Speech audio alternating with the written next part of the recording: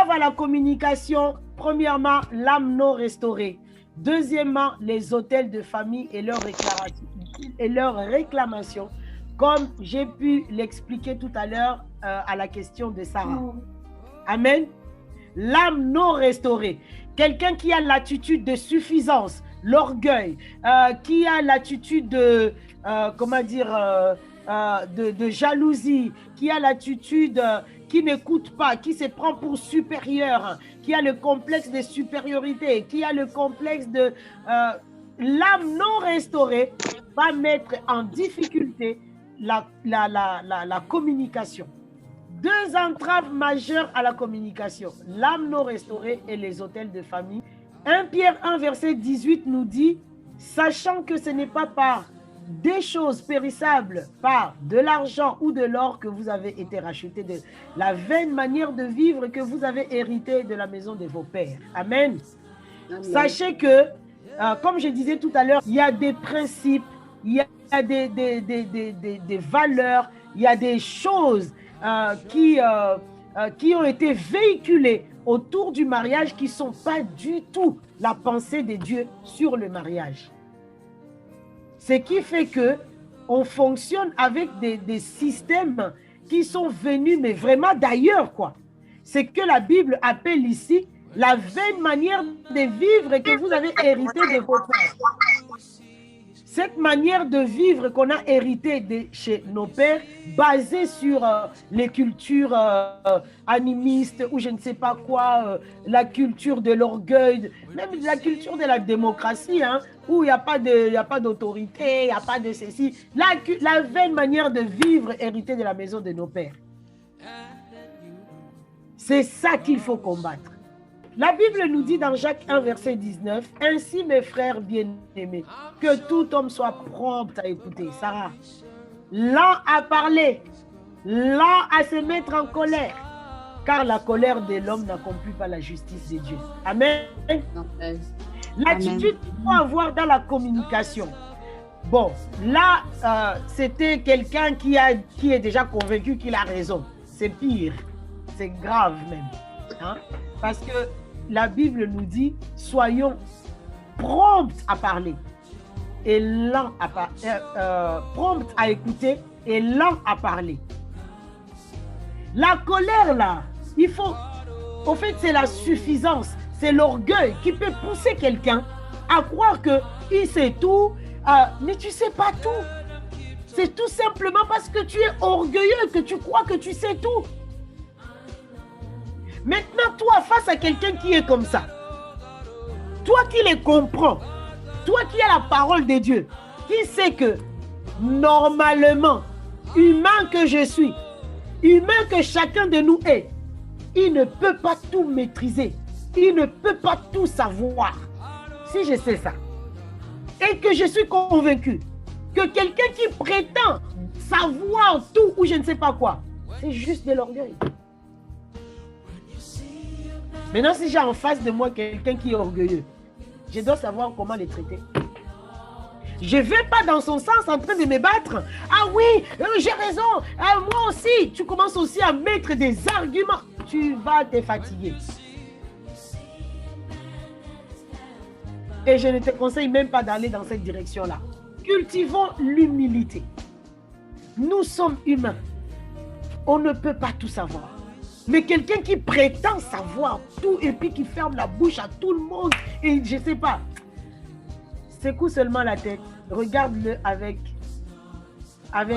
bienveillance pour lui dire, aïe aïe aïe, si tu savais comment tu te trompes. Dans le calme, Sarah, dans le calme, le Saint-Esprit te déposera dans le cœur des paroles, des stratégies, comment faire avec cette personne. Mais ne rentre surtout pas dans sa folie à devenir toi aussi orgueilleuse pour lui prouver que tu sais. Ça ne sert à rien. C'est un combat perdu d'avance. Y a-t-il d'autres causes que les autels sataniques? Oui, il n'y a pas tout, mais on a bien dit que de manière naturelle, normale, on voit déjà qu'il y a du travail, il y a toute une éducation à faire, tout ça. mais qu'il ne faut pas négliger l'aspect spirituel non plus. Amen. Bien sûr qu'il y a des cas où c'est juste que la personnalité de la personne est peut-être comme ça affaiblie, qui a grandi dans un environnement qui n'a vraiment pas favorisé à aider la personne à renforcer ses côtés, à prendre des décisions. Et en plus, il y a beaucoup l'impact aussi de là où nous sommes sortis. C'est vraiment l'environnement, quoi.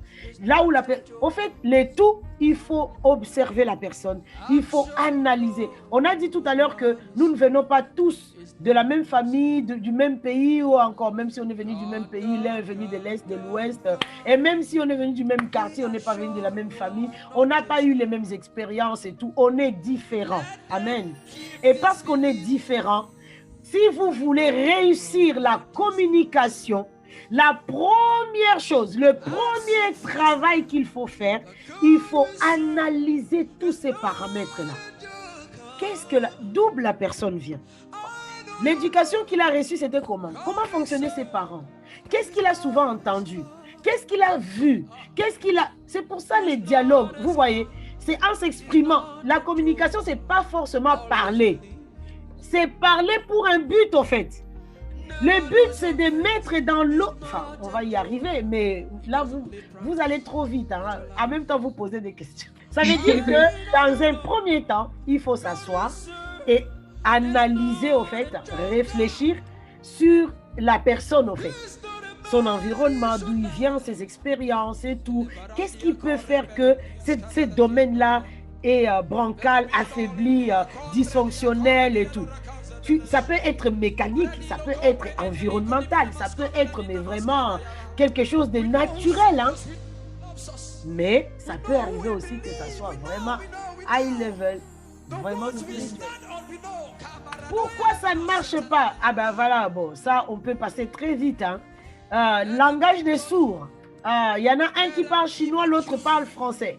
Et puis, on est en face l'un de l'autre et les oreilles ça peut s'accrocher même. On parle comme si, on le disait tout à l'heure au début, les enfants n'écoutent pas, je dois crier pour qu'ils puissent écouter. Et encore, ils écoutent parce que juste, ils veulent te pousser à arrêter de crier, mais dans leur cœur, est-ce qu'ils ont vraiment arrêté de faire ce qu'ils ont fait? Non. Amen. Maintenant, la stratégie, c'est pas de crier, c'est pas de... Non, il faut rentrer au fait. Il faut que chacun... Le domaine des enfants, surtout quand ils sont petits, là aussi, il faut analyser l'environnement.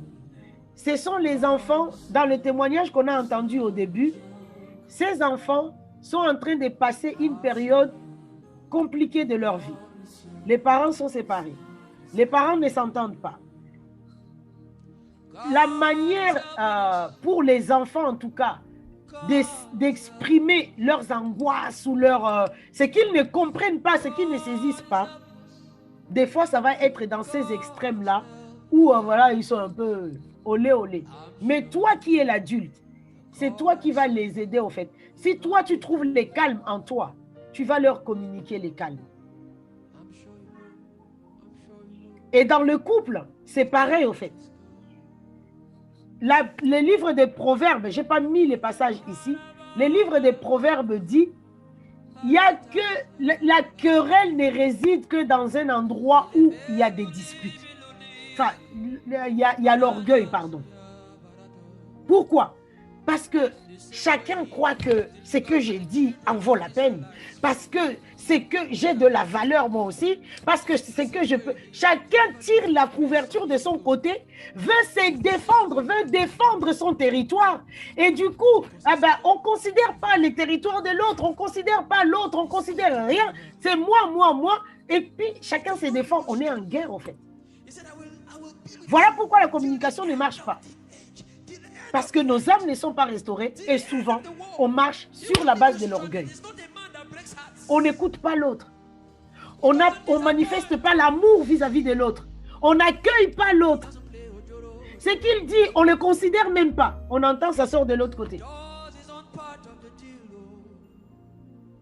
Or, la communication, c'est cette capacité à accueillir l'autre. Accueillir l'autre en accueillant ce qu'il dit, en accueillant ce qu'il est, en accueillant son passé, en accueillant la personne qu'elle est, avec ses qualités, avec ses défauts. Et je compose avec pour l'aider à devenir la meilleure personne.